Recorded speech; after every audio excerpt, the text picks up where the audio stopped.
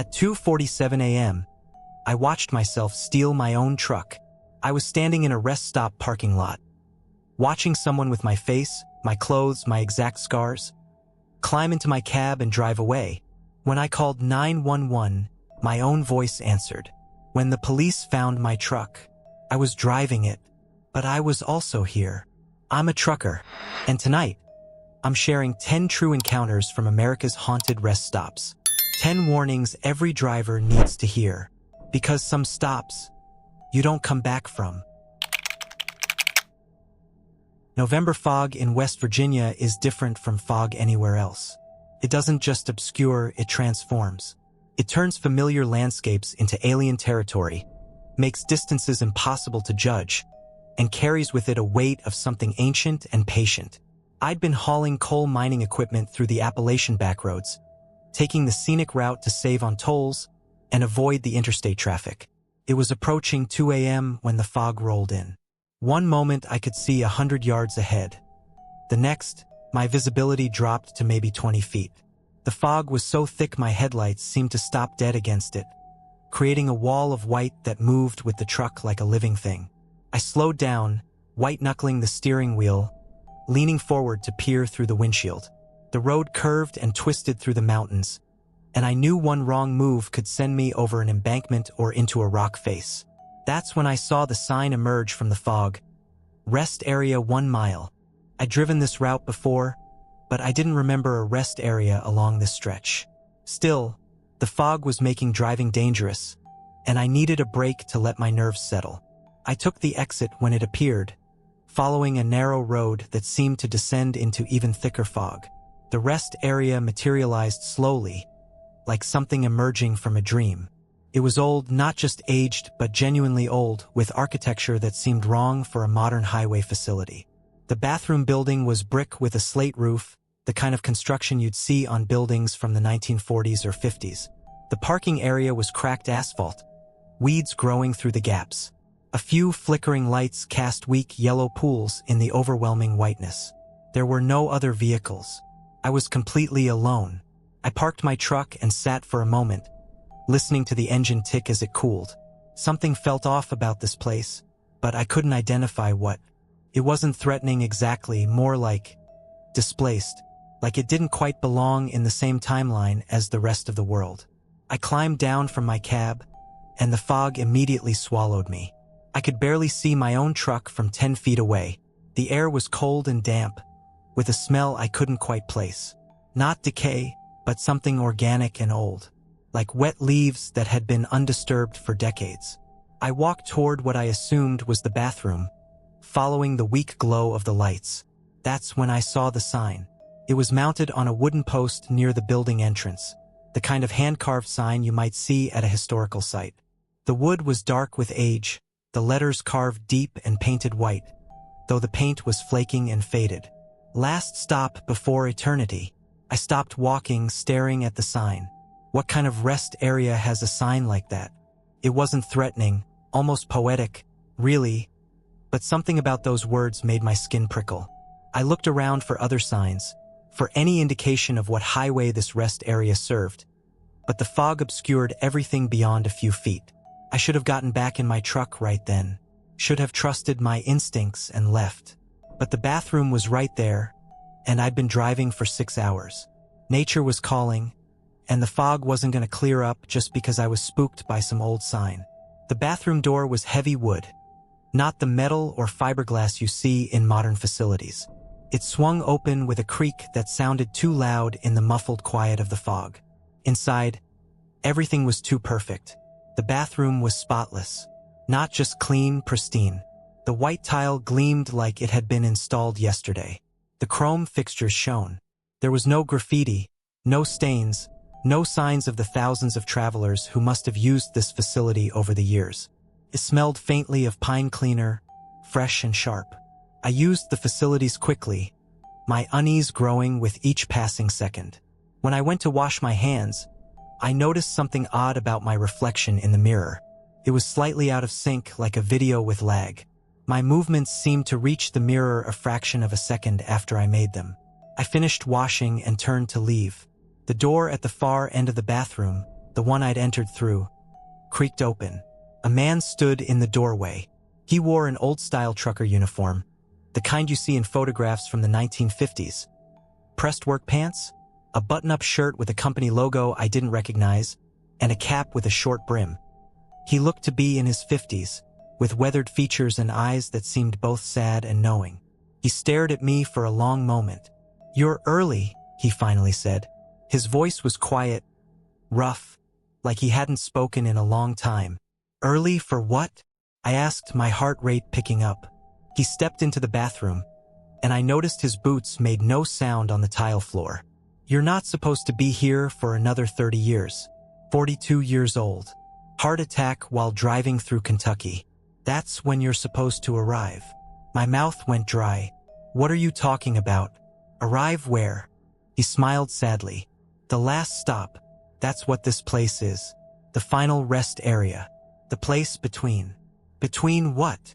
"Between driving and arriving." I backed toward the door, my hands raised. "Look, I don't know what kind of game this is, but I'm leaving now." "You can try," the man said, not moving to stop me. "But I think you'll find things have changed." I pushed through the door and stopped dead. The fog had cleared, but what it revealed was worse than being blind. My truck was still there, but it was wrong. Rusted, covered in moss and vines. The tires were rotted away, the cab listing to one side on collapsed suspension. The trailer had partially separated from the fifth wheel, its doors hanging open on broken hinges. This wasn't the truck I'd parked 15 minutes ago. This was a truck that had been abandoned for decades. I ran to it anyway, pulling open the driver's door. The interior was destroyed. Seats rotted through, dashboard cracked and faded, plants growing through holes in the floor. My logbook was still on the passenger seat, but when I picked it up, it crumbled in my hands, the pages brittle and yellowed with age. "No," I whispered. "No, this isn't possible." I turned back to the bathroom building. The man was standing in the doorway, watching me with that same sad expression. "What did you do?" I shouted. "What the hell did you do to my truck?" "I didn't do anything," he said. "This is what happens here. Time moves differently at the last stop. What feels like minutes inside is decades out here. The rest area exists in a fold, a pocket outside normal time." I looked around desperately. The parking lot was cracked and overgrown, weeds pushing through everywhere. The building itself looked ancient now, though it had seemed reasonably maintained when I'd entered. Even the sign, that terrible sign, was more weathered, the letters barely readable. "How do I get out of here?" My voice was shaking. The man shook his head. "You don't. Once you stop here, you stay here. That's what makes it the last stop. Everyone who arrives eventually accepts it. Some take longer than others." "That's insane. I can just walk out to the highway, flag down another driver. Try it." I started walking toward where the exit road should be. The fog was gone, but the landscape beyond the rest area was wrong. There was no highway, no exit ramp, just dense forest stretching in every direction, old-growth trees that looked like they'd been standing for centuries. I walked for what felt like an hour, my panic growing with each step. No matter which direction I went, I couldn't find the road.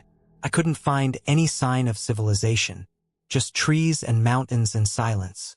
Eventually, I returned to the rest area, exhausted and terrified. The man was still there, sitting on a bench near the bathroom, patient as stone. "There are others," he said as I approached. "Drivers who stopped here over the years. Decades, maybe longer. We're all waiting." "Waiting for what?" "For the final delivery. For whatever comes after the last mile." He gestured to the forest. "Sometimes you see them, the other drivers, walking the tree line, checking their phantom trucks, going through the motions of a life that's already ended." I sank down onto another bench, my legs giving out. "This can't be happening." I said the same thing when I arrived. That was in 1962. I'd been hauling furniture from Charleston to Pittsburgh, saw a rest area in the fog, stopped for 10 minutes. He laughed bitterly.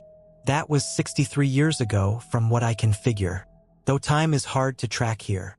over the following days or what felt like days. Time was indeed impossible to track. I discovered he was telling the truth. There were others. I'd see them occasionally walking through the rest area like ghosts. Some from my era wearing modern clothes. Others from different times, a man in a 1970s leisure suit, a woman in a 1980s denim jacket, a driver whose overalls looked like they were from the Depression era. None of them would talk to me. They just went about their routines, checking trucks that had long since rotted away, waiting for deliveries that would never be completed. I tried everything to escape. I walked for days into the forest, always ending up back at the rest area. I tried to stay awake, thinking sleep might trap me here permanently, but eventually exhaustion won and I'd wake up on a bench. I even tried to destroy the rest area itself, smashing the windows and tearing down the sign, but every time I turned around, everything was restored, pristine again. The man from 1962, his name was Robert, eventually explained the full horror of it. "This place sits on a crossroads," he said. "Not a physical crossroads, but something deeper. The old-timers, the ones who've been here the longest, they say this was sacred ground before it was a rest area. Before there were roads at all. A place where the Cherokee would send their dead on the final journey. When they built the rest area here in the 30s, they didn't know or didn't care what they were building on. So we're dead?" I asked, the word tasting like ashes. "Not exactly. We're between. Caught in the moment of stopping. The moment of rest before the final journey. Time keeps moving in the outside world, but we're frozen here in this pocket. To the world out there, we vanished. Our trucks were found abandoned. Maybe our bodies were found too, maybe not. But here we keep existing, waiting. That was 6 months ago, or 6 years, or 60. I honestly can't tell anymore. I still walk around the rest area, still check my rotted truck out of habit. Sometimes new drivers arrive, pulling in through the fog, making the same mistake I did. I watch them discover the truth, watch them try to escape, watch them slowly accept their fate. I don't talk to them. What would I say? That they're trapped? That there's no escape? They'll figure it out soon enough. The man from 1962 is still here too, still sitting on that bench, still waiting. Sometimes I ask him what he's waiting for. "The final call," he always says. "The signal that it's time to make the last delivery." I don't know what that means, but I'm starting to understand that some roads don't have a destination. Some journeys don't have an ending. Some deliveries are never completed. And some rest stops are exactly what they advertise. The last stop before eternity. I'm still here, still waiting, still resting, forever. Texas in March has unpredictable weather. Warm days that promise summer. Cold nights that remind you winter hasn't fully released its grip. I was hauling refrigerated pharmaceuticals from Houston to Dallas, a run I'd done countless times before. The load was time-sensitive and valuable, which meant I was hyper-focused on making my delivery window. It was 3:17 a.m. when I pulled into the rest area off I-45, about halfway between the two cities. I needed to use the restroom badly, too much coffee and too few stops. The rest area was nearly empty, just my rig and 2 passenger vehicles parked in the car section. The bathroom building was one of those newer facilities with automatic lights and touchless fixtures, all maintained to look clean and modern. I parked in my usual efficient manner, set the air brakes, and grabbed my phone and keys. The walk to the restroom was maybe 50 yards across well-lit pavement. Everything felt normal, routine, safe. The restroom was empty and bright, the motion sensors triggering the lights as I entered. I took care of business quickly, washed my hands, and checked my phone for any messages from dispatch. Nothing urgent. I'd be back on the road in 2 minutes. I pushed through the restroom door and started walking back toward my truck. That's when I saw myself. Standing next to my truck, maybe 40 feet away, was me. Same height, same build, wearing the same faded blue jacket I'd put on that morning, the same worn baseball cap with my company's logo. Even the same tired posture I knew I carried after hours of driving.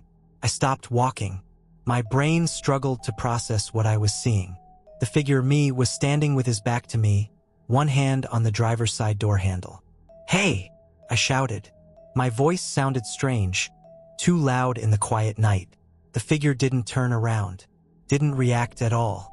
I started walking faster, my hand instinctively reaching for my phone. Some part of my mind was already trying to rationalize it. Someone wearing similar clothes, a coincidence, maybe another driver from the same company. But I knew, deep in my gut, I knew something was impossibly wrong. As I got closer, the figure finally moved. He turned his head, my head, and looked at me over his shoulder. The security lights illuminated his face clearly. It was my face. Not similar, not close, exact. Every line, every feature, every scar. I was looking at myself, down to the small crescent-shaped mark under my left eye from a childhood accident. He smiled at me.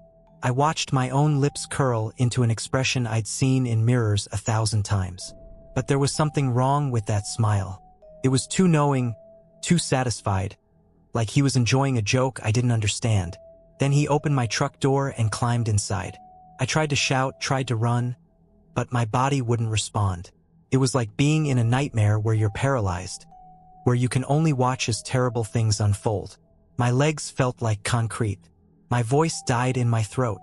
I could only stand there, frozen, watching myself, watching this thing wearing my face, settle into my driver's seat. The engine started. I heard the familiar rumble of my Freightliner's diesel engine, a sound I'd heard thousands of times. The headlights came on, bright and blinding. Through the windshield, I could see him adjusting the mirrors, going through the same pre-drive routine I performed every time I got behind the wheel. He moved exactly like me, sat exactly like me, even tilted his head at the same angle I did when checking the passenger side mirror. The air brakes released with their characteristic hiss. The truck began to move. He was driving away in my truck, with my cargo, my life's work, my identity, and I was standing in a rest area parking lot, watching myself leave. The paralysis broke suddenly, like a spell being lifted. I stumbled forward, nearly falling, my legs trembling and weak. "Wait!" I screamed. "Stop! That's my truck." The truck didn't stop. It pulled out of the parking lot smoothly, professionally, and merged onto the highway entrance ramp. Within seconds, the taillights were disappearing into the darkness. I stood there alone in the empty parking lot, my breath coming in harsh gasps, my mind reeling. What the hell had just happened? How was this possible? What was I supposed to do? I ran to the rest stop office, a small building near the bathrooms. The lights were on, but when I tried the door, it was locked. I pounded on it. "Hello, I need help. Someone stole my truck."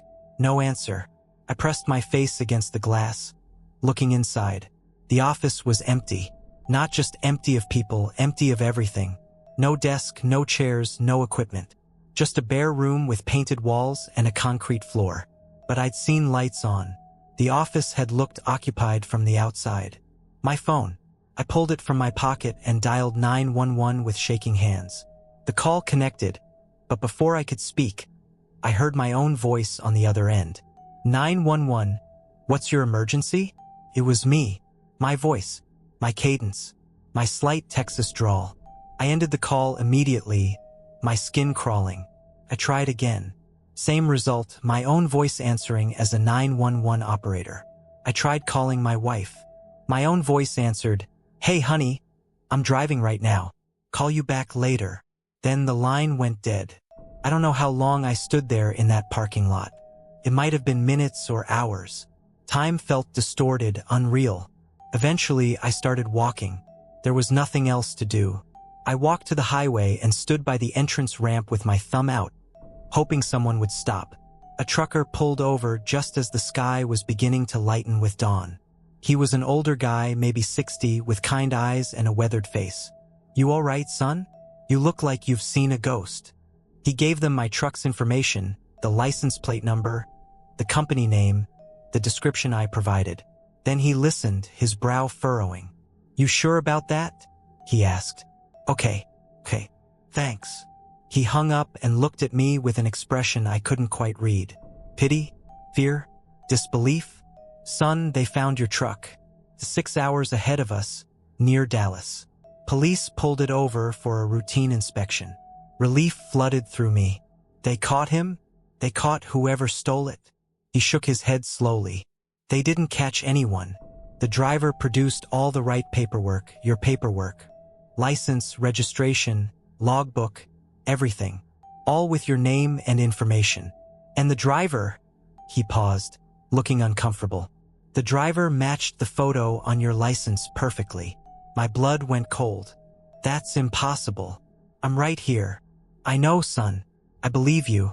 But the police are telling me that your truck is currently being driven by you. They verified your identity. They even talked to him for 10 minutes. He knew details about your routes, your family, your company. They had no reason to detain him. But I'm here. How can I be in two places at once? The old trucker started his engine. I don't know, but I'm going to take you to the police station in the next town. We need to sort this out. We drove for 30 minutes in heavy silence. I stared out the window, watching the Texas landscape roll by, trying to make sense of the senseless. Nothing added up. Nothing was possible. Yet it had happened. At the police station, things got worse. When I told my story to the desk sergeant, he looked at me with open skepticism. Then he made some calls. His expression shifted from skeptical to confused to something approaching alarm. "Sir," he said carefully, "I need you to wait here while we sort something out." 2 hours later, a detective came to speak with me. She was professional but clearly disturbed by whatever she'd learned. "Mr. Patterson, your truck was located and inspected 6 hours ago near Dallas. The driver was identified as you, positive ID based on license, company records, and even fingerprints from the steering wheel that match your prints in our system from your commercial driver's license application." "That's impossible. Let me finish. The truck was also inspected this morning at the delivery location in Dallas. The cargo was received and signed for. The signature matches your signature on file. The warehouse security cameras show you, and it definitely looks like you, unloading the cargo and completing all the standard procedures." "Detective, I'm telling you, I've been here. That wasn't me." She nodded slowly. "I believe that you believe that. But here's the problem. About an hour ago, your truck was found abandoned on the side of I-45, 60 miles past Dallas. Engine still running, empty. And in the cab, we found your wallet, your phone, and your personal logbook. I instinctively reached for my pocket. My wallet was gone. My phone, the one I'd been holding all morning, was gone. Even my logbook, which I'd left in the truck, was apparently with the police. What we found in the truck..." The detective paused, looking genuinely disturbed. "Everything was soaked in some kind of fluid. Thick, viscous, with a smell like rotting meat. We're having it analyzed. But preliminary reports suggest it's organic in nature. Biological. I don't understand." "Neither do we, Mr. Patterson. And that's not the strangest part." She pulled out a tablet and showed me security footage from a gas station. The timestamp showed earlier that morning. "This is from 3 hours ago. This is your truck?" "Correct." I nodded. It was definitely my truck. "Watch the driver as he gets out to pump gas." The figure on the screen opened the door and stepped down. It was me, or rather, it looked exactly like me. But as the figure walked past the camera, something happened. For just a frame or two, the image seemed to glitch. The face became blurred. The proportions seemed wrong, like looking at something through warped glass. "We had our tech team analyze this footage," the detective said. "They say it's not a technical glitch in the camera. It's like whatever we're looking at is unstable, like it can't quite maintain the image it's projecting." I stared at the screen, horror growing in my chest. "What is it?" "We don't know. But Mr. Patterson, I have to ask you something. How did you get to that rest stop last night? How did you get to this police station?" "A trucker gave me a ride. Older guy, driving a blue Peterbilt." She exchanged glances with another officer. "We checked the rest stop security footage. You're on camera entering the restroom at 3:18 a.m. But we never see you leave the building. The next thing on the footage is your truck driving away at 3:26 a.m. Then nothing. No footage of you in the parking lot. No footage of you walking to the highway. Nothing." "That's impossible. I was there. I watched my truck leave.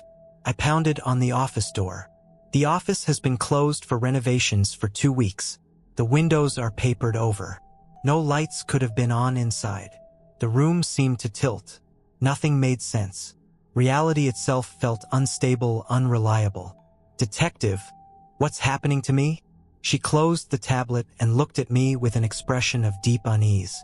I honestly don't know, but I think you need to consider the possibility that what happened to you last night wasn't a theft. I think something took your place.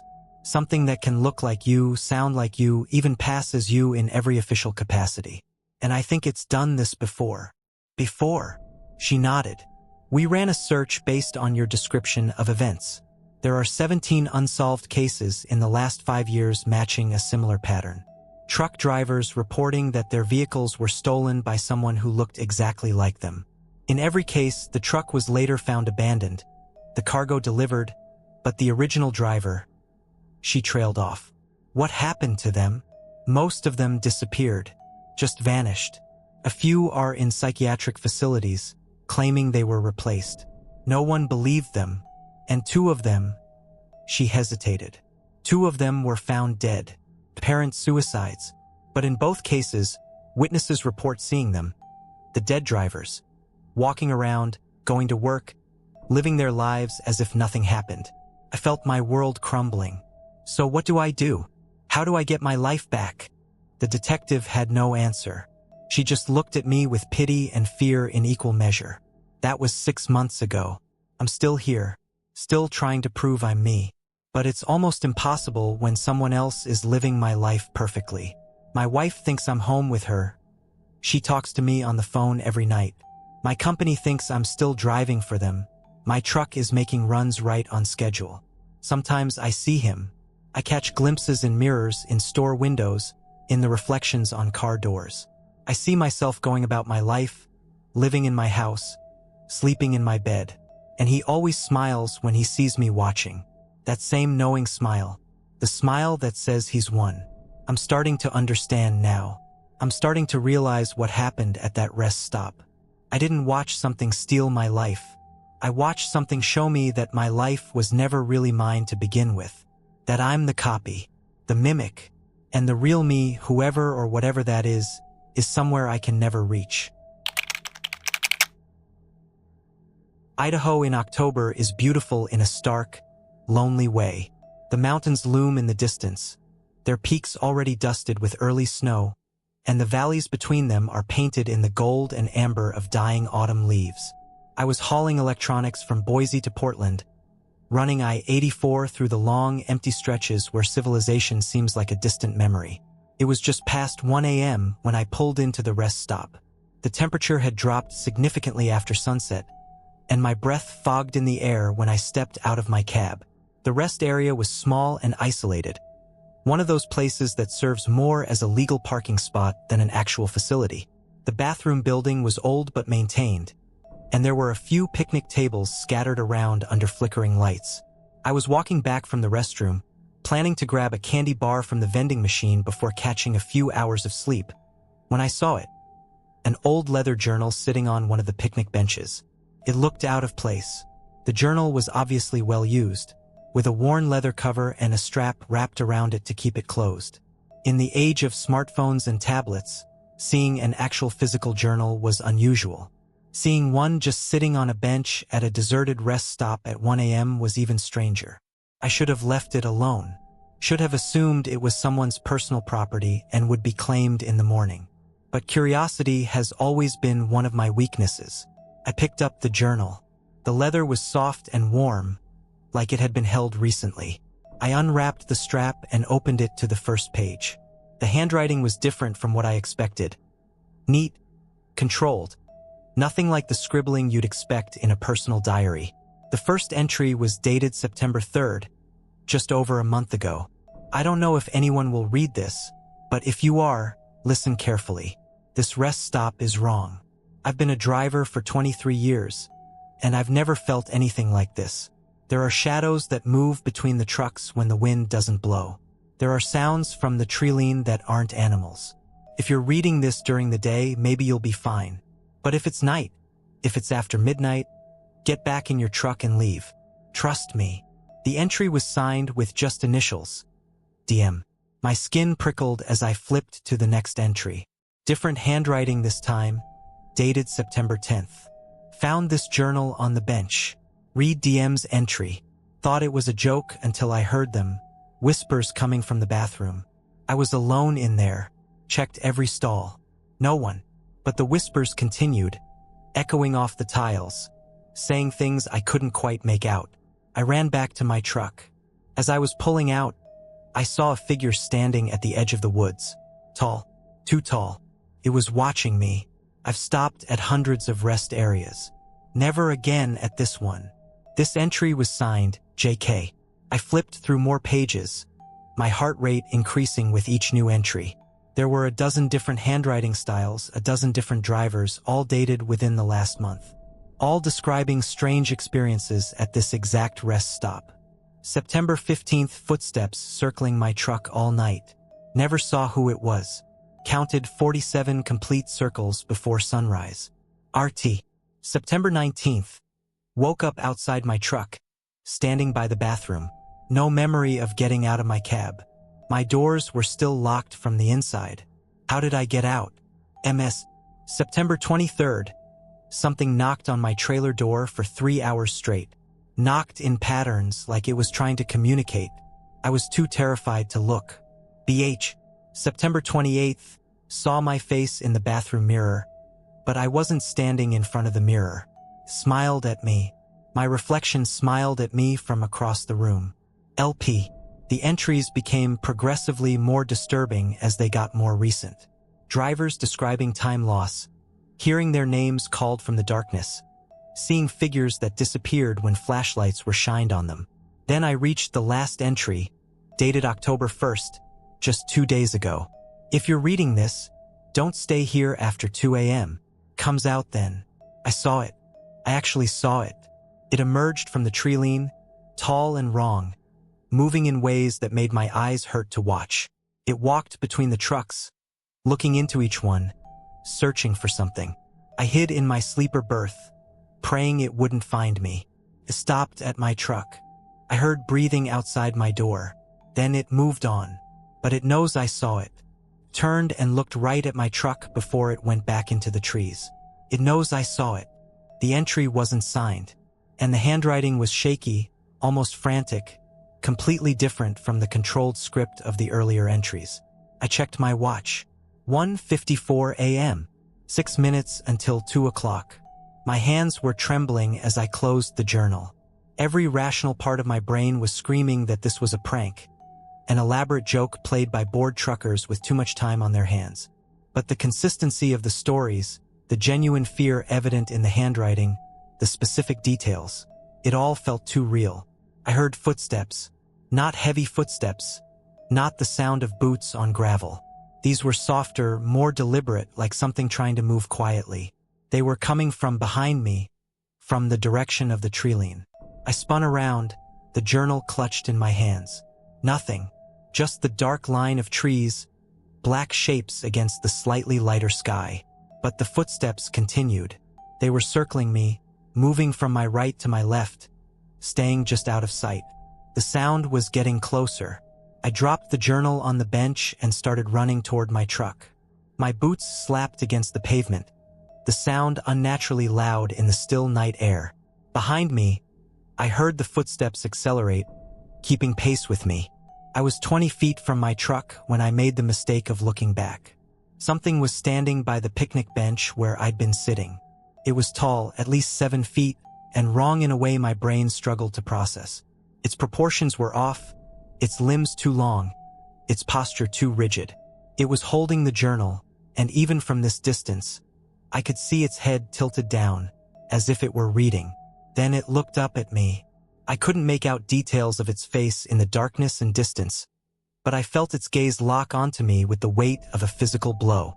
We stared at each other for a moment that felt like an eternity. Then it started walking toward me, not running, not hurrying, just walking with long, purposeful strides that covered distance far too quickly. I fumbled with my truck door, my hands shaking so badly I could barely grip the handle. I pulled it open, threw myself inside, and slammed it shut. The lock clicked down.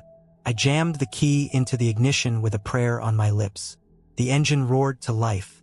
In the rearview mirror, I saw the figure still approaching, now only 10 feet from my trailer. It moved with an unnatural gliding motion, as if its feet weren't quite touching the ground. I threw the transmission into gear and accelerated hard, tires squealing as I pulled out of the parking spot. In my mirrors, I watched the figure stop at the edge of the parking lot. It stood there, perfectly still, the journal still in its hands. Then it raised one impossibly long arm and pointed at me. Not a wave, not a gesture of greeting, an accusation, promise, a marking. I drove for 3 hours straight, pushing well past my legal driving hours, until I reached a truck stop outside of Portland that was brightly lit and full of people. Only then did I feel safe enough to stop. I tried to tell myself it was exhaustion, that I'd fallen asleep at the picnic table and dreamed the whole thing. But I knew that wasn't true. I'd been wide awake. I felt the cold October air. I'd heard those footsteps. I'd seen that thing. A week later, I was hauling another load through Idaho. Against my better judgment, I took the same route, past the same rest stop, during the day this time, at 3 in the afternoon with the sun still high. I slowed down as I approached, curiosity overcoming my fear. The rest area looked completely ordinary in daylight, just another tired highway facility with weathered buildings and cracked pavement. But I could see the picnic bench where I'd found the journal. And sitting on that bench, even from the highway, I could see a small dark object. The journal. Still there. Still waiting. I didn't stop. I pressed down on the accelerator and kept driving. But I've thought about that journal every day since. Thought about all those drivers who found it, read it, and added their own entries. Thought about what happens to a place when enough terrible things occur there, when enough fear and horror soak into the ground. Does it change the place? Make it a beacon for things that shouldn't exist? Or was the place always wrong, always a thin spot between our world and something else, and the journal is just a record of people discovering that truth? I don't know, but I know I'll never stop at that rest stop again. And I know that somewhere in Idaho, on I-84, there's a leather journal sitting on a picnic bench, waiting for the next driver to find it, waiting for the next entry to be written. And I wonder, when that driver reads through all those warnings, all those terrified accounts, will they be smart enough to leave before 2 a.m.? Or will they become the next entry, the next warning that no one heeds? I hope they're smarter than I was. I hope they put the journal down and drive away without looking back. But I know they probably won't. Curiosity is a powerful force, and that journal is compelling in a way that's hard to resist. It wants to be read, and whatever guards it, whatever walks that rest stop after 2 a.m., wants to be seen. Some books should never be opened. Some stories should never be read. And some rest stops should be erased from every map and memory. But they won't be, because we need to know. We need to understand. We need to see for ourselves. And that's exactly what it's counting on. Virginia in October has a particular quality to the night air, cool but not cold, with a dampness that hints at the Atlantic Ocean not too far to the east. I'd been hauling auto parts from Detroit to Richmond, making good time despite the heavy traffic through Maryland.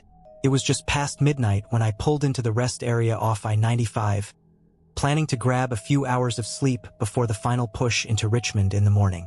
The rest stop was moderately busy, which I took as a good sign.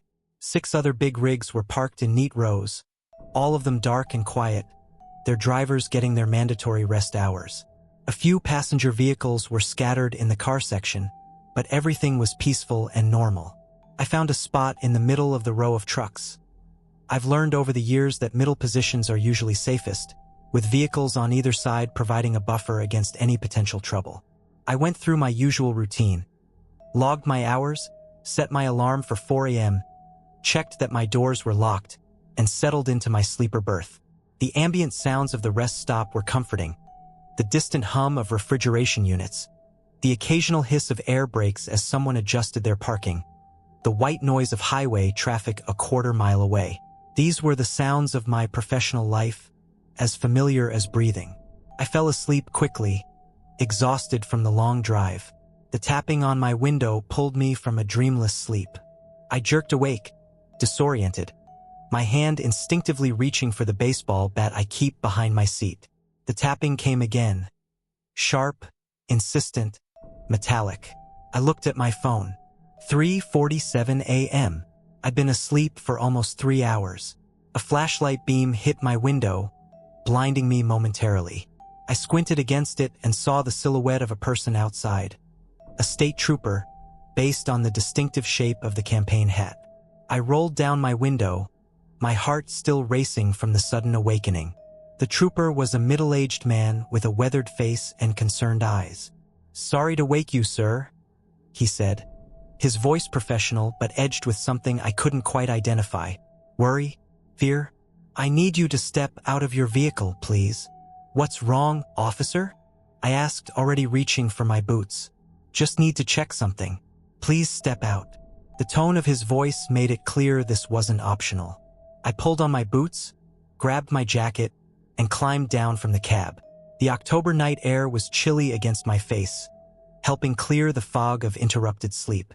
That's when I noticed the scene around me.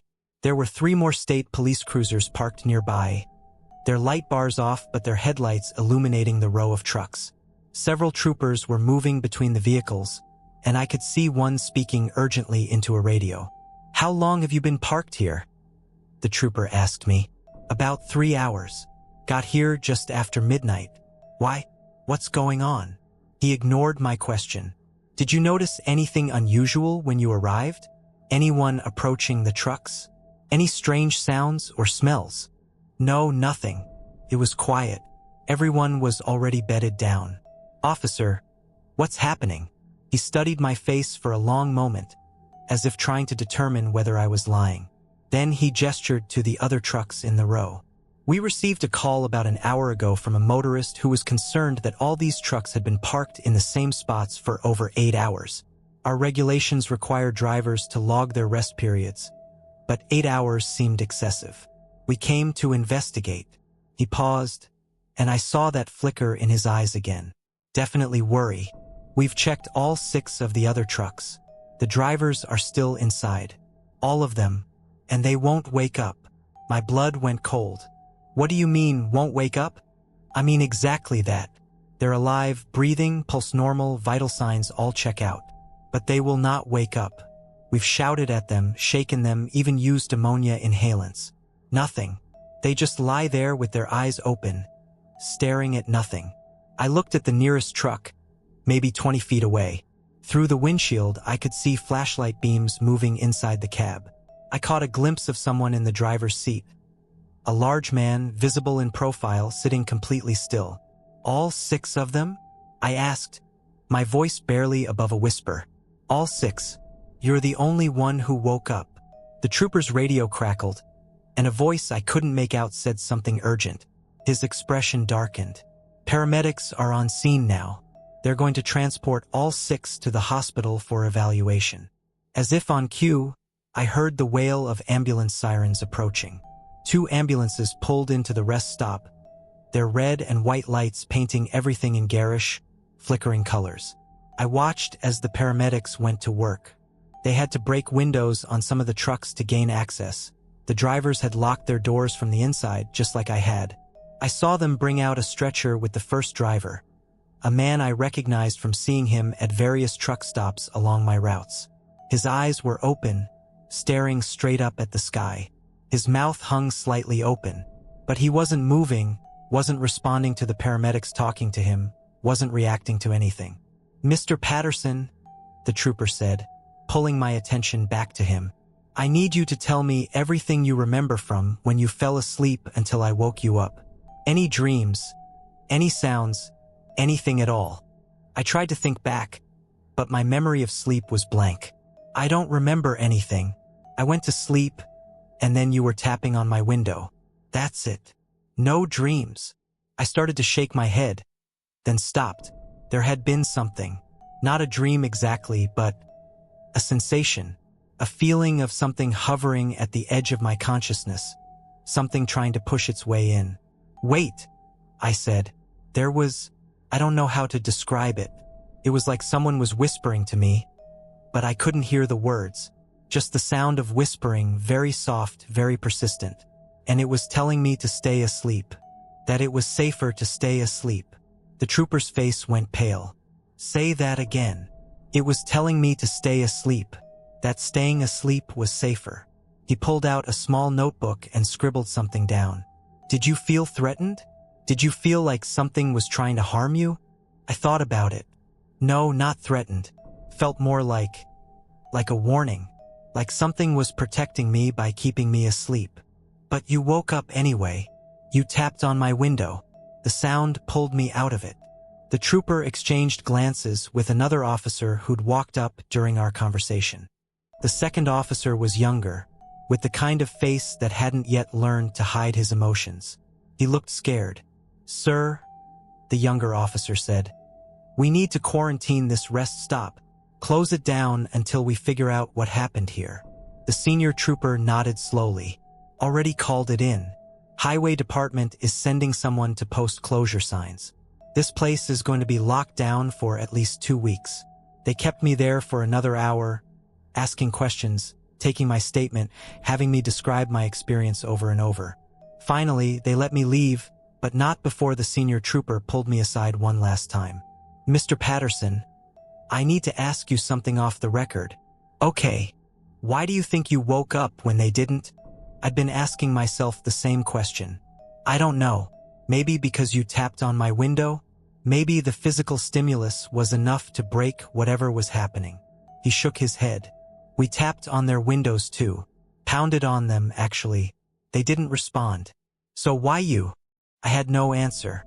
Still don't. They transported all 6 drivers to the hospital.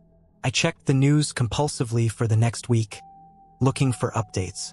The story made the local news. 6 truck drivers found in a mysterious unresponsive state at a Virginia rest stop.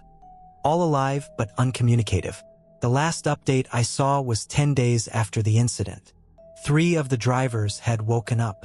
They claimed they had no memory of anything after falling asleep. They couldn't explain what had happened. They were released from the hospital with clean bills of health, though psychiatric evaluation was recommended. The other 3 never woke up. The last I heard, they were in long-term care facilities, maintained in their unresponsive state, breathing and alive but completely absent. Their eyes are still open, still staring at nothing. I never found out what the official explanation was. The news stories just stopped, and the incident seemed to fade from public attention. But I did some digging on my own. I reached out to other drivers, asked around at truck stops, posted in some of the long-haul forums online. Turns out that rest stop has a reputation. A bad one. Drivers call it the sleeping stop. They say strange things happen there at night, especially in October. Some drivers report lost time, stopping for a quick nap and waking up 8 or 10 hours later with no memory of the intervening time.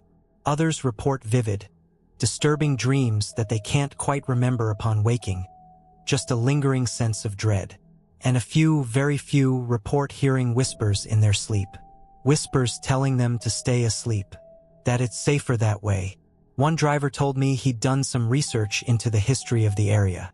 Before the highway was built, before the rest stop was constructed, that land had been something else.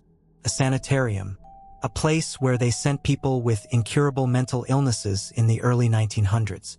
The records he found indicated that the sanitarium had specialized in treating patients with severe sleep disorders and waking nightmares. The treatments were experimental and, by modern standards, horrific. Many patients died.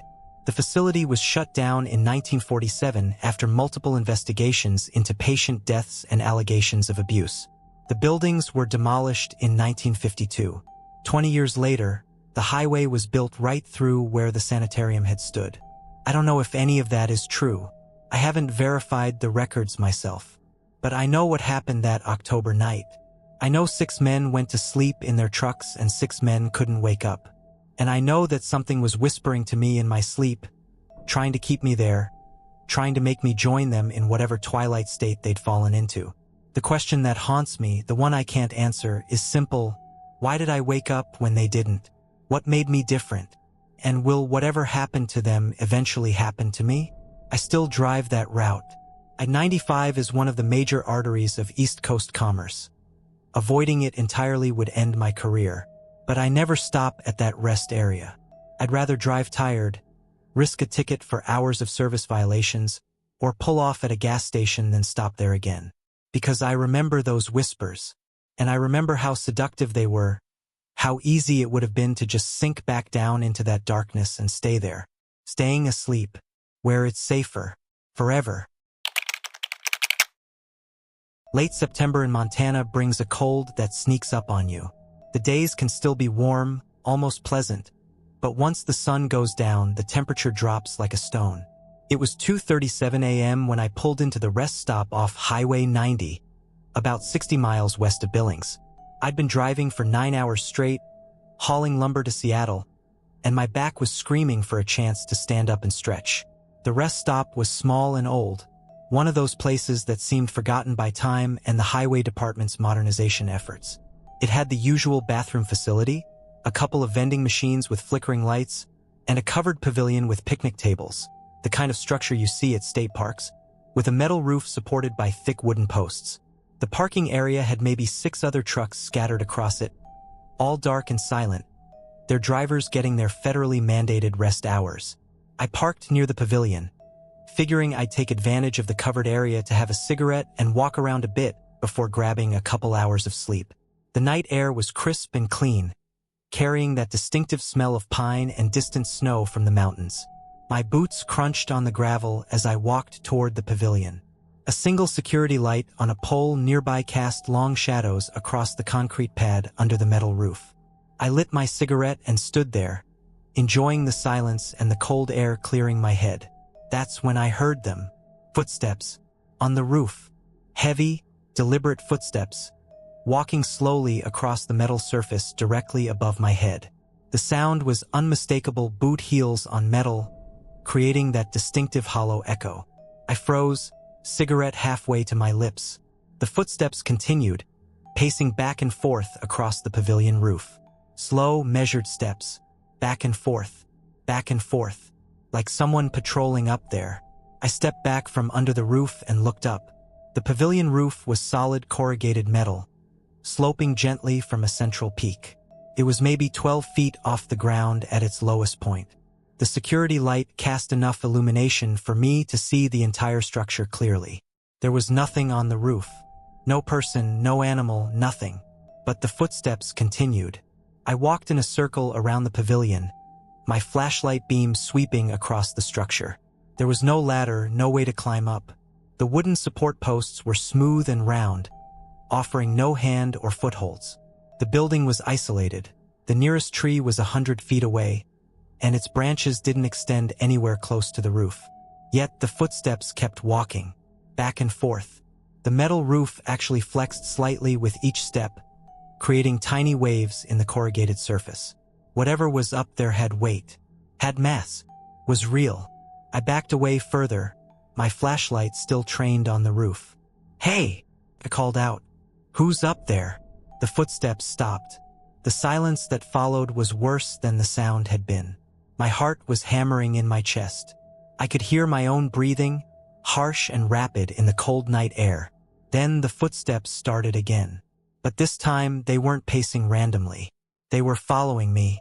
As I moved, the steps moved, staying directly above my position. When I stopped, they stopped. When I sidestepped, they sidestepped. Something on that roof was tracking me. "This isn't funny," I shouted, trying to sound authoritative instead of terrified. "Come down from there." The footsteps stopped again, this time right above where I was standing, maybe 15 feet away from the edge of the pavilion. Then I heard breathing. Deep, raspy breathing, like something with lungs too large or too damaged to work properly.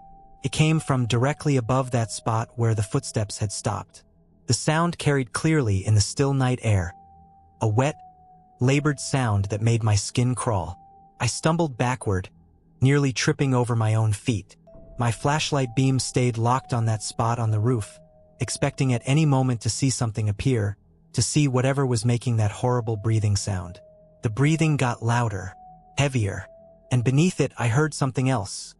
A low clicking sound, like claws scraping on metal. I ran. I'm not proud of it, but every instinct in my body was screaming at me to get away from that pavilion. I sprinted back to my truck, fumbling with the door handle, my hands shaking so badly I could barely grip it. I threw myself into the cab and slammed the door, hitting the lock button. Only then did I allow myself to look back at the pavilion. Something was standing on top of the roof. It was silhouetted against the dim glow of the security light, and what I saw made my mind rebel against accepting it as real. The figure was tall, impossibly tall, at least 7 or 8 feet even in its hunched position. Its arms hung down past its knees, ending in hands that seemed too large and too long. The head was wrong, elongated, with what might have been horns or pointed ears. I couldn't tell. As I watched, it straightened up slightly, and I heard that breathing sound again, now louder, echoing across the parking lot. The thing turned its head slowly, scanning the area, and I absolutely knew, that it was looking for me. I didn't start my engine. Some instinct told me that the sound would draw its attention. I sat there in the darkness of my cab, barely breathing, watching that impossible figure on the pavilion roof. Paced back and forth for maybe 5 minutes, that horrible breathing sound never stopping. Then it dropped down on all fours, another movement that was completely wrong, joints bending in ways that human joints don't bend, and scuttled to the edge of the roof with a skittering sound of claws on metal. It hung there for a moment, its head extending over the edge, looking down at the picnic tables below. Then it pulled back and disappeared over the far side of the pavilion, toward the treeline. I waited another 10 minutes, watching, listening. When I was reasonably sure it was gone, I started my engine as quietly as possible and pulled out of that rest stop with my lights off, only turning them on once I was back on the highway. I drove for 3 hours straight, until the sun came up and I reached a busy truck stop outside Missoula. Only then did I feel safe enough to stop. I reported it to the Montana State Police that afternoon, after I'd gotten some food and coffee in me and my hands had stopped shaking. I described everything, the footsteps, the breathing, the figure on the roof. The trooper who took my report was professional and courteous, but I could see the skepticism in his eyes. He said they'd send someone to check it out and took my contact information. They called me back 6 hours later. The trooper's voice was different this time. Quieter, more serious. "Mr. Patterson, we sent 2 officers to that rest stop. They didn't find anyone on the premises, but we did find something on the pavilion roof." "What?" I asked. "Scratch marks. Deep gouges in the metal, like something had been clawing at it. Some of them had actually torn through the metal in places.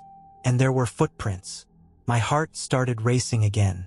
What kind of footprints? A long pause. "That's the thing. They're not any kind of footprint we can identify.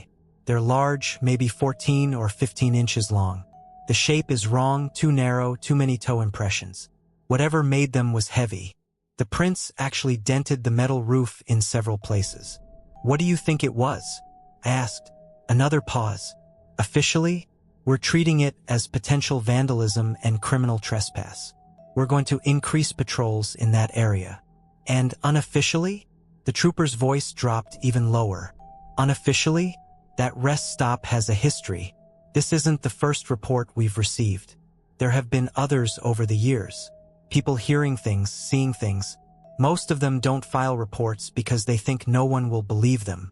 But we have a file." "A file?" My mouth was dry. Incidents going back 20 years. All at that same rest stop. All describing similar encounters. "Whatever's out there, it's been there a long time. Why don't you close the rest stop?" I asked. He sighed. "That's above my pay grade. The highway department says there's no justification for closure. No attacks, no injuries. Just strange reports that can't be verified.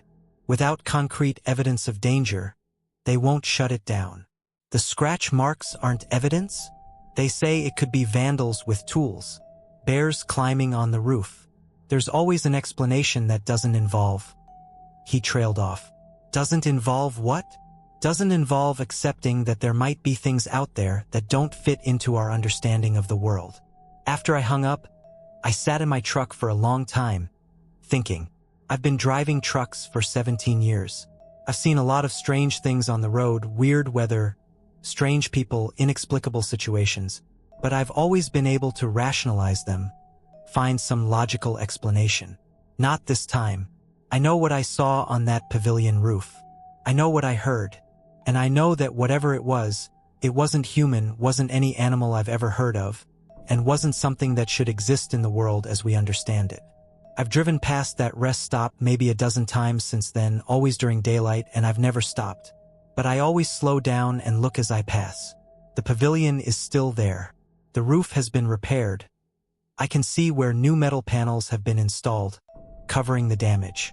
But sometimes, if the light is right, I can see shapes on that roof.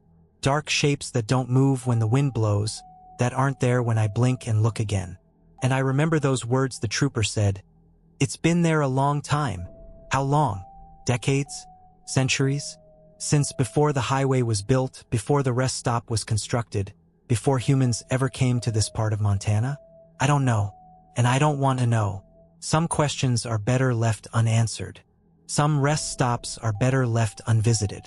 And some sounds in the night should be ignored, no matter how curious you are. Because whatever's walking on that roof isn't looking for a conversation. It's hunting. Arizona at 4 a.m. is a study in contrasts. The desert heat that makes the days unbearable is replaced by a cold that seeps into your bones.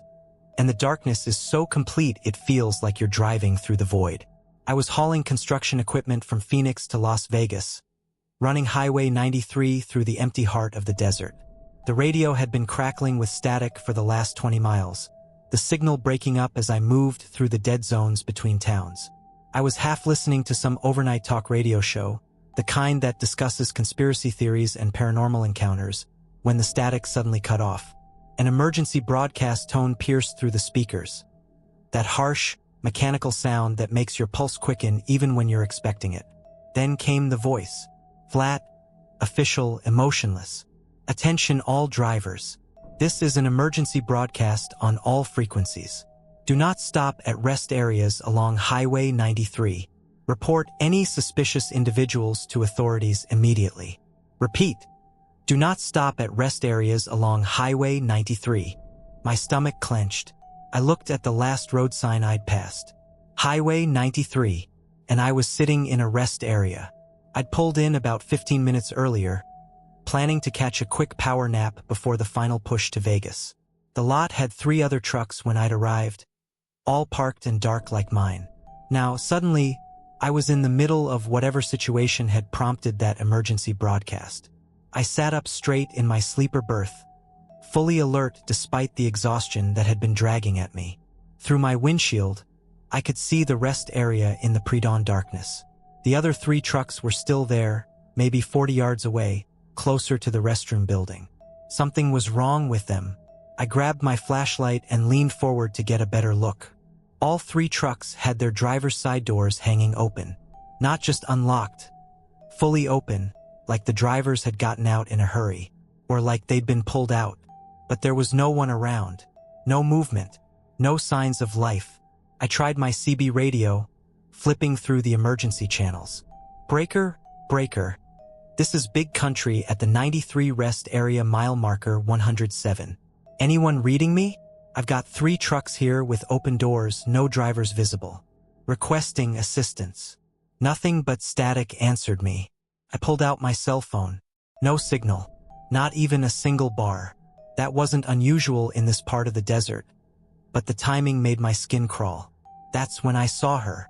A little girl, maybe 7 or 8 years old, standing in the middle of the parking lot between my truck and the others.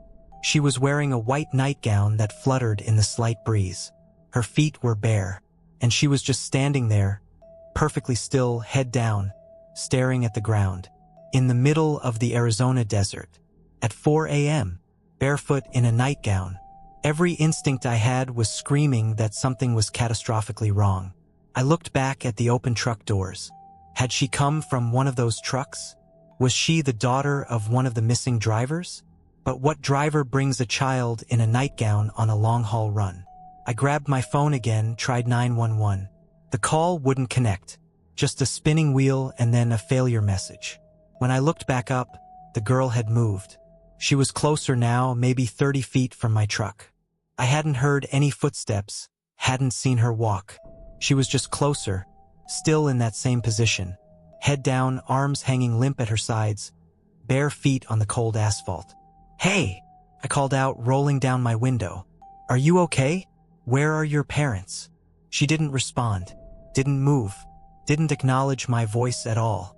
I made a decision that probably saved my life. Instead of getting out to help her, instead of approaching her directly, I started my engine. The diesel rumbled to life, loud in the pre-dawn silence. The girl's head snapped up. Her face was covered in dirt, smeared across her cheeks and forehead like she'd been buried. But it was her eyes that made my breath catch. They were hollow, empty sockets filled with shadow. Not injured, just empty, like there'd never been eyes there at all. And she smiled. It was the worst smile I've ever seen. Too wide, too many teeth. A smile that no human face should be capable of making. She started walking toward my truck. Not running, just walking, but with a gliding quality that made it seem like her feet weren't quite touching the ground. Her head tilted to one side at an unnatural angle, and that terrible smile never wavered. I threw my transmission into gear and backed up hard, tires squealing. I didn't care about careful maneuvering or checking my mirrors. I just needed to get away from that thing in the nightgown.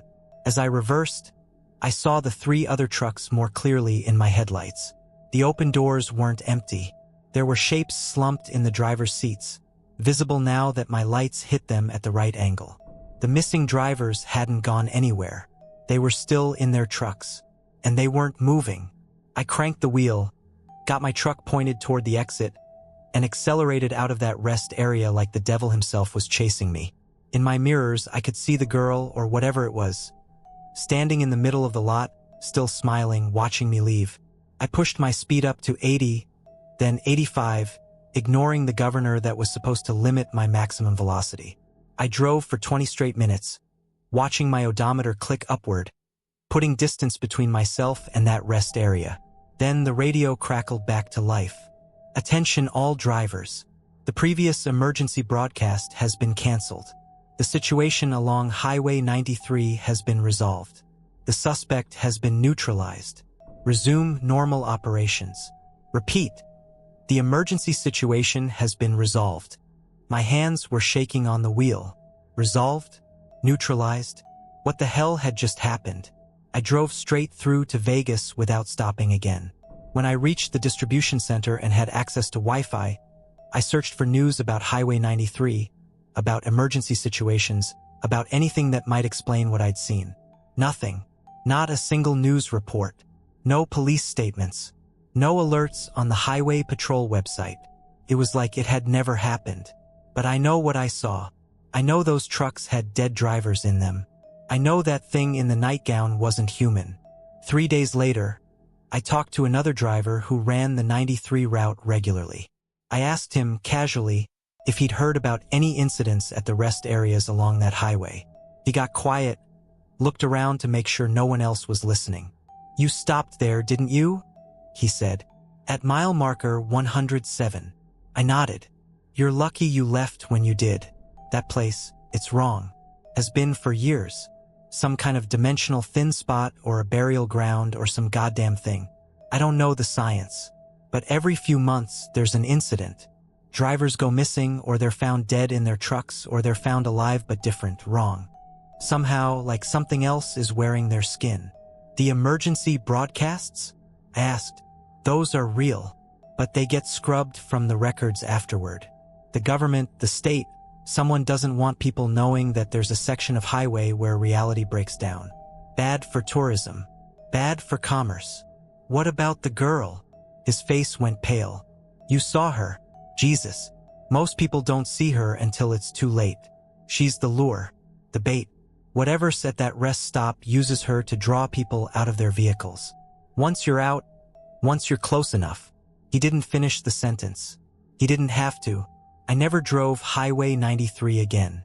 I rerouted all my Vegas runs to take I-40 and then north, even though it added 3 hours to the trip. The company complained about the extra fuel costs, but I didn't care. Some shortcuts aren't worth taking.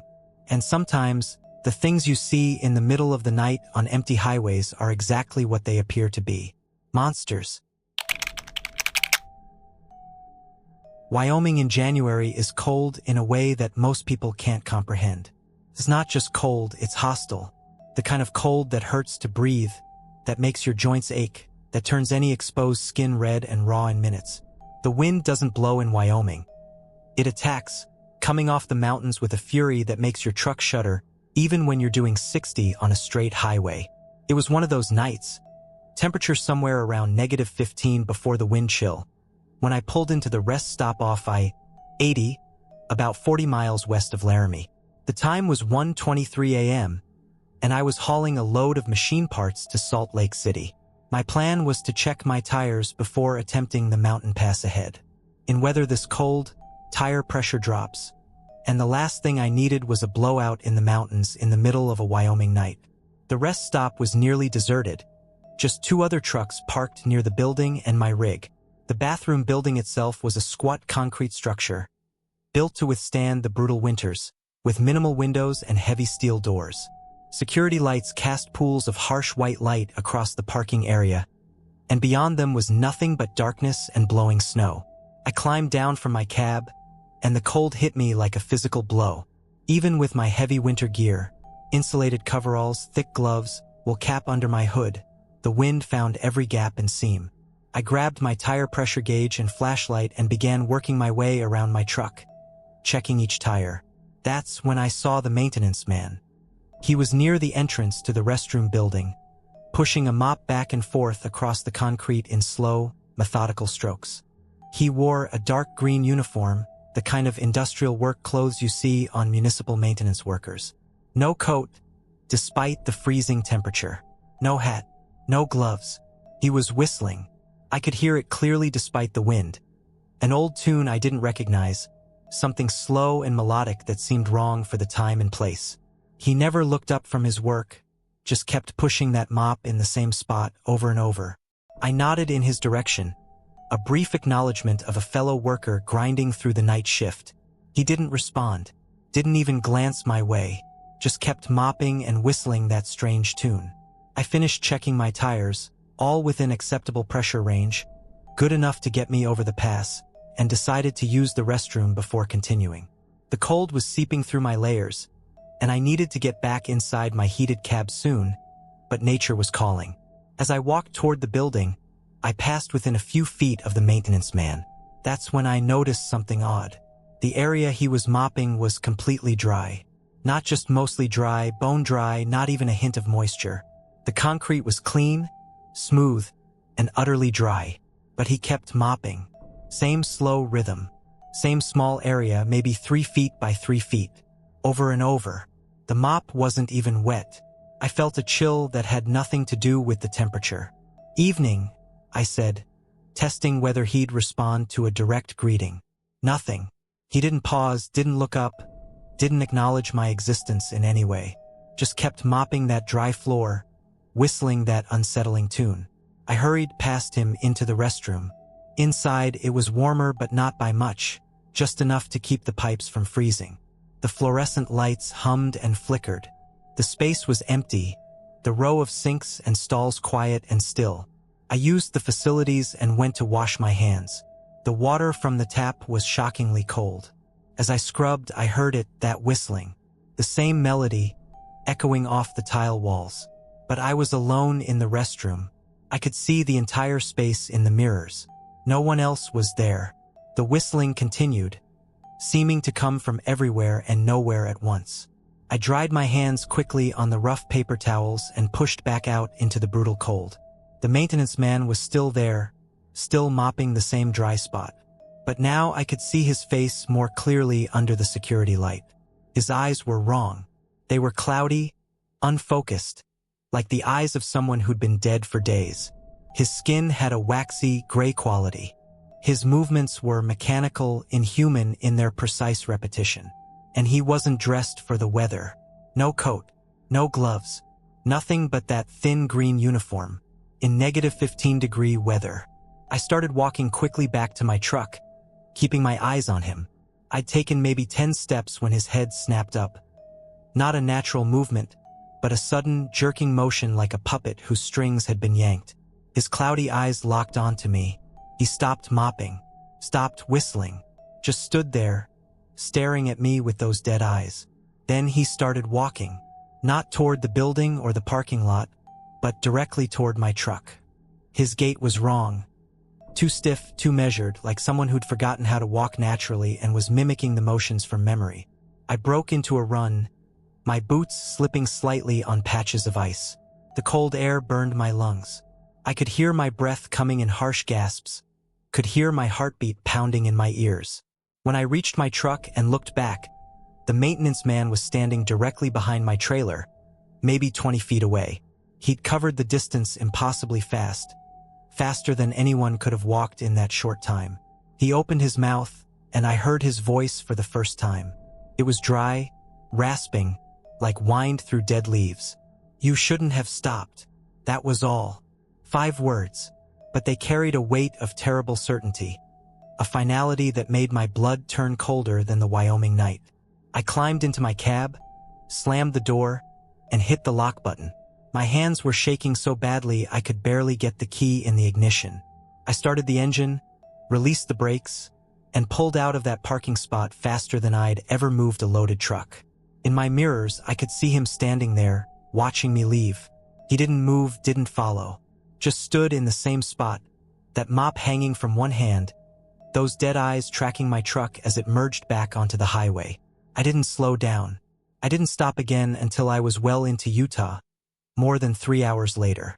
Even then, I only stopped at a busy truck stop with dozens of other vehicles and bright lights everywhere. The next day, after I'd made my delivery and gotten some sleep, I called the Wyoming Highway Patrol. I told them what I'd seen, described the maintenance man, asked if they knew about anyone working at that rest stop. The dispatcher was quiet for a moment, then asked me which rest stop I was talking about. When I told her, gave her the mile marker and location, she was quiet again. "Sir," she finally said, "that rest stop doesn't have any maintenance staff. Budget cuts eliminated all overnight maintenance positions 15 years ago. The facilities are cleaned once in the morning by a private contractor."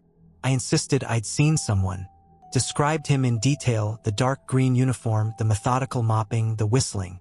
Another pause. "Sir, I'm going to transfer you to my supervisor." The supervisor asked me to describe the man again. I did.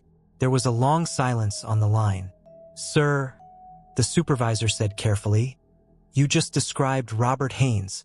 He was the last maintenance worker assigned to that rest stop. He died in 2009. They found him in the supply closet, frozen to death. The heating system had failed during a storm, and he couldn't get out. The doors had frozen shut. My mouth went dry. What was he doing when they found him? According to the report, he was standing up, holding a mop. They said his eyes were open. I thanked him and ended the call. My hands were shaking again. I've driven past that rest stop maybe a dozen times since then, always during daylight, always without stopping. A few times, I've looked closely at the restroom building as I pass. There's always someone mopping near the entrance. Same dark green uniform, same methodical motions, same dry concrete.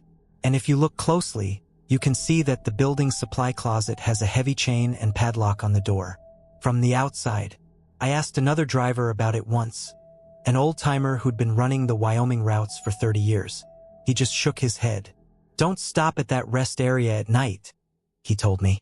"Haynes is still there, still trying to do his job, still trying to warn people. Some of them listen, some of them don't." "What happens to the ones who don't listen?" I asked. He looked at me with tired eyes. "The supply closet gets open sometimes during inspections. They keep finding footprints in there. Fresh footprints, leading to the back wall where they stop. Just stop. Like whoever made them walked straight into solid concrete and disappeared." I never asked him anything else about it. Some knowledge isn't worth having. But I still remember those 5 words, spoken in that dry, rasping voice. "You shouldn't have stopped." And I never did. Not there. Not ever again. The New Mexico desert at midnight is a special kind of emptiness. It's not just the absence of light or people, it's the absence of everything. The darkness out there is absolute, swallowing your headlight beams after just a few dozen feet, and the silence is so complete it feels like the world has ended and you're the last person who doesn't know it yet. I'd been hauling electronics from El Paso to Albuquerque, a straightforward run I'd done maybe 50 times before. The route was burned into my muscle memory. Every exit, every mile marker, every rest stop. I knew this highway like I knew the back of my hand. That's why what happened next made no sense. It was exactly midnight when I pulled into the rest stop at mile marker 167. I remember checking my watch because I was calculating whether I could make my delivery window if I only stopped for 15 minutes instead of my usual 30. The rest area was small, just a bathroom building, a couple of vending machines, and parking for maybe a dozen vehicles. There was one other truck there when I arrived, parked at the far end of the lot with its lights off. The driver was probably sleeping, getting his mandatory rest hours. I didn't think much of it, just another trucker grinding through the night shift like me. I parked, set my air brakes, and headed for the bathroom. The building was clean enough, lit by flickering fluorescent lights that buzzed like angry insects. I took care of business, washed my hands, and decided I needed a Coke to keep me alert for the next stretch of highway. The vending machine was outside, humming under a yellow security light that attracted a small cloud of moths. I fed in my dollar bills, punched the button for Coke, and listened to the mechanical clunk as the can dropped into the retrieval bin. The can was ice cold, condensation already forming on the aluminum. I cracked it open and took a long drink as I walked back toward my truck, enjoying the burn of carbonation and the sugar jolt. The other truck was still sitting there in the darkness, unchanged. That's when I saw it. There was a Coke can sitting on my hood. I stopped walking. The can on my hood was identical to the one in my hand. Same red label, same 12-ounce size, same condensation beating on the surface. It was even positioned in almost the exact spot where I might have set it down if I'd been checking my engine. But I hadn't set it there. I just bought this Coke 30 seconds ago. I was holding it in my hand. My skin prickled despite the desert heat. I looked around the rest stop, searching for an explanation. Maybe another driver had left it there as some kind of joke? But the only other vehicle was that dark truck at the far end, and I hadn't seen anyone moving around. I walked up to my truck and picked up the can from the hood. It was cold, freshly opened. I could hear the fizz of carbonation still active inside it. I looked at the can in my other hand. Identical, both cold, both recently opened. I checked my receipt from the vending machine, pulling it from my pocket. The timestamp read 12:14 a.m. I checked my watch. 12:14 a.m. My heart started beating faster. I walked back to the vending machine and looked in the trash receptacle beside it. There, sitting on top of some wadded paper towels, was an empty Coke can. My empty Coke can. But I was still holding a full one. Actually, I was holding two full ones. The logic didn't work. The timeline didn't work. None of this worked. I looked at the other truck again. It was still sitting in the exact same position, lights off, no movement. I walked toward it, both Coke cans still in my hands like some kind of absurd proof of what was happening. When I got close enough to see into the cab, my blood went cold. The truck was empty. Not just empty of a driver, empty of everything. No sleeping bag in the berth. No personal items. No trash. No signs anyone had ever driven it. The seats looked new and used. And there was dust on the dashboard, the kind of dust that accumulates over months of sitting idle. I backed away from the dead truck and returned to my own rig. My hands were shaking as I climbed into the cab, tossed both Coke cans onto the passenger seat, and started the engine. I needed to get out of here, needed to get back on the highway where things made sense. I pulled out of the rest stop and merged back onto I-25 northbound, accelerating to my cruising speed.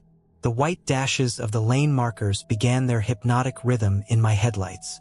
The desert darkness pressed in from all sides. 5 miles later, I saw the rest stop sign. Mile marker 167. Rest area, next exit. My stomach dropped. That wasn't possible. I just left mile marker 167. I should be at mile marker 172 by now. But there was the sign, clear as day in my headlights. I kept driving, refusing to exit. I watched my odometer tick upward, 173, 174, 175. I was moving forward. The highway was continuous. I hadn't turned around. 10 minutes later, I saw it again. Mile marker 167. Rest area, next exit. No, I said out loud, my voice sounding strange in the cab. No, this isn't happening. I kept driving. I drove faster, pushing my truck up to 75, then 80. The desert flew past in the darkness. My odometer kept climbing. My GPS showed me moving north along I-25. But 15 minutes later, there it was again. Mile marker 167. And this time, when I looked at the rest area as I passed it, I saw my truck. My actual truck, parked in the same spot where I'd been parked. The same truck I was currently driving. I saw myself standing next to it, holding a Coke can, staring at the hood where another Coke can was sitting. I was watching myself from earlier, watching the moment I'd first noticed something was wrong. My hands clenched the steering wheel so hard my knuckles turned white. I pressed the accelerator to the floor. The engine roared, the speedometer needle climbing past 85. I had to break this loop. Had to get away from mile marker 167. 20 minutes of driving. The same endless desert. The same darkness. Mile marker 167. This time, when I looked at the rest stop, there were two of my trucks parked there. And two of me standing between them, both holding Coke cans, both looking confused and frightened. I was seeing multiple iterations of myself, all trapped in the same loop, all trying to escape. On the fourth loop, there were three trucks, three versions of me, and one of them was looking directly at the highway, looking directly at me as I drove past. Our eyes met across the distance, and I saw the recognition in his face.